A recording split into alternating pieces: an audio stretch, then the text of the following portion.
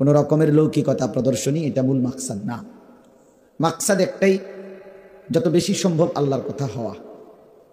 বাস্তবতা হলো আপনারা আমরা যদিও অনেক সময় অনেকে মনে করে এত মাদ্রাসা, এত ওয়াজ, এত দরকার, আসলে এত না, আপনার চোখে মনে হয় আর কি।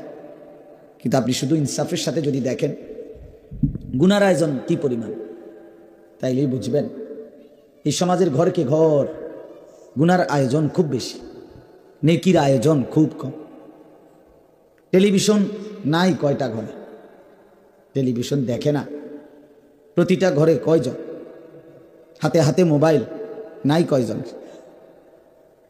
ছেলে পেলেদের মধ্যে একটা মহল্লার মধ্যে আশপাশে মিলাইয়া যদি 10টা মসজিদ হয়, 10টা মসজিদে ফজরের নামাজের মুসল্লি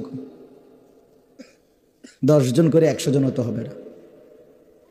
তাইলে বলেন, আমি সেদিন এক জায়গায় গেছি মাহফিলে, বিশাল মসজিদ, 3 তালা মসজিদ, ইমাম সাহেব, খাদেম সাহেব, মুয়াজ্জিন সাহেবদের জন্য আলাদা রুম, অডিটোরিয়াম, অনেক কিছু, অত্যাধুনিক মডেল মসজিদ, সুন্দর। কিন্তু ফজরের নামাজ ওইখানে আমি পড়ছিলাম 4 জন মুসলিম, 5 জন হবে, এর মধ্যে আমার গাড়ির 3 জন, তাহলে বাকি 2 জন কেডা কোন? ইমাম মুয়াজ্জিন মহল্লা আছে। মুসলমান কোথায়? ইমানদার কোথায়? নামাজি কোথায়? তাহলে এতগুলো মাহফিল চোখে পড়ে গেল, এতটি মাদ্রাসার চোখে পড়ে গেল আপনার, এতগুলো বেনামাজি চোখে পড়লো না? এতগুলো টেলিভিশন চোখে পড়লো না? এক একটা বাজারে কি পরিমাণ গুনাহের আড্ডা, বলেন। দোকানে দোকানে হাইটা দেখেন কি নিয়ে কথা হইতেছে, প্রয়োজনীয় কথা কয়টা, অপ্রয়োজনীয় কথা কয়টা, শুধু শুধু তর্ক ঝগড়া, একজন আরেকজনের সিরা লাইতেছে, ফাইরা লাইতেছে, উড়াইয়া লাইতেছে, এই তো বেহুদা কথা, অনর্থক কথাবার্তা। এই জন্য বাস্তবতা হলো গুনাহের আয়োজন বেশি, গুনার আয়োজন বেশি, নেকির আয়োজন খুব কম। এই মাহফিলটা যদি বছরে একদিন হয়, অথচ এই বাড়িওয়ালাদের ঘরগুলোতে বছরে 365 দিনেই টেলিভিশন চলে। তো টেলিভিশন তো বছরে একদিন হয় না, মাসে একদিন না, তো প্রতিদিন। কি পরিমাণ মুসলমানের মা বোন পর্দানসীন হয়েছে বলে। যেই কোনো বাজারে আপনি খবর নিলে এটাই শুধু যে হুজুর মহিলাদের কারণে এখন হাঁটাই যান, আগে তো মহিলারা এক সাইড হইতো, বিশ্বাস করেন এটাই বাস্তবতা, যে এখন পুরুষ এক সাইড হইতে হবে, পুরুষ দাঁড়ায় থাকতে হয় আগে, যে বেরিয়ে পার হইয়া লোক, তারপরে পুরুষ যদি নিজের লজ্জা শরম থাকে তো বেটা নিজে দাঁড়াইয়া পরে পার হইতে হবে। অথচ আমার একেবারে স্পষ্ট মনে আছে, আমার মা খালারা সন্ধ্যার পরে আমাদের নানার বাড়ি, খালার বাড়ি, দাদার বাড়ি যেতেন। এরপরেও কোনো পুরুষ দূরের থেকে আসতেছে দেখলে আগের থেকেই রাস্তার এক পাশে দাঁড়ায় যাইতেন, আরেকদিকে ফিরা ছাতা দিয়া নিজেদেরকে ঢাকতেন, বোরখা তো আছেই। রিক্সার মধ্যে কাপড় লাগাইতো, এটা তো আমি নিজেই ছোটবেলায় দেখছি, তাছাড়া দেখছেন না আপনারা? ওই যে রিক্সার মধ্যে যে কি লাগাইতো, কাপড় লাগাইয়া এরপরে হ্যাঁ বের দিত, এরপরে মা চাষিরা এক জায়গা থেকে আরেক জায়গায় যাইতো, এটা আমিও দেখছি। তা আমার বয়স তো কমপক্ষে 200, ঠিক না? তো তাইলে আমার বয়স তো আর 200 না, 43 বছর। তাহলে আমার ছোটবেলা মানে 30 বছর আগে, 30-32 বছর আগের কথা।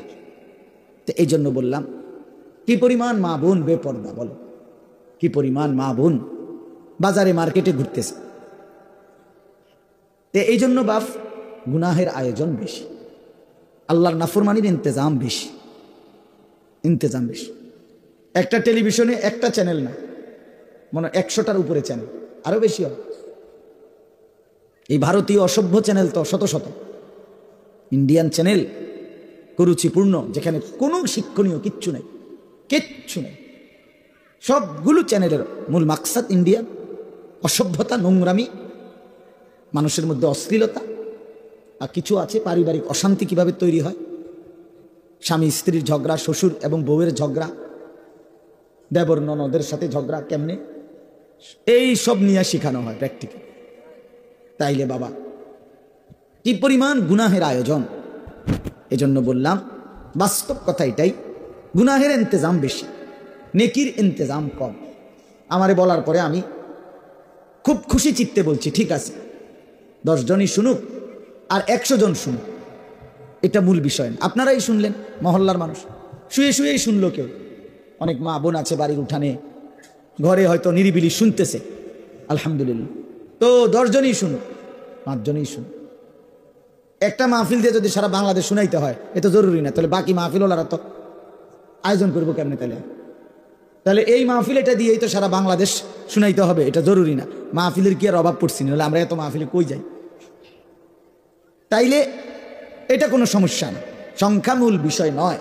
আল্লাহর কথা পৌঁছানো, বেশি থেকে বেশি, বেশি থেকে বেশি। যাদের বলার সুযোগ আছে তারা খুব বলা দরকার, যাদের টাকা পয়সা খরচ করে ব্যবস্থা করার সুযোগ আছে তাদের এটা খুব করা দরকার, যারা শুনবার সুযোগ আছে তাদের খুব শোনা দরকার। অর্থাৎ আল্লাহর দ্বীনকে সামনে আগায় দেওয়া, দ্বীনকে সামনে আগায় দেওয়া। হাদিসে আছে আল্লাহ নবী সাল্লাল্লাহু আলাইহি সাল্লাম বলছেন, অনেক সময় আমার হাদিস যে আমার থেকে সংগ্রহ করছে, শুনছে, সে এরপরে যার কাছে বলছে হতে পারে সে এর চাইতেও বেশি সংরক্ষণ করবে, মুখস্থ রাখবে, আরো বেশি প্রচার করবে। অনেক সময় হয় যে উস্তাদ ছাত্রকে পড়াইছে, আজকে ছাত্রের বরকতে সেই উস্তাদও সারা পৃথিবীব্যাপী পরিচিতি হয়ে গেছে। তো এই জন্য আগাইতে দেওয়া, সামনে সামনে আগাইতে দেওয়া, এটা মুমিনের সিফাত। তাআওয়ানু আলাল বিররি ওয়াত তাকওয়া, আল্লাহ তাআলা কোরআনুল কারীমের মধ্যে বলছেন প্রতিটা কল্যাণ এবং আল্লাহ ভীরু তার কাজে, আখিরাত পরকাল ইবাদত বন্দেগীর কাজে তাআওয়ানু, তোমরা একে অপরকে সহযোগিতা করো। ওয়ালা তাআওয়ানু আলাল ইসমি ওয়াল উদওয়ান, আল্লাহ তাআলা বলেন তোমরা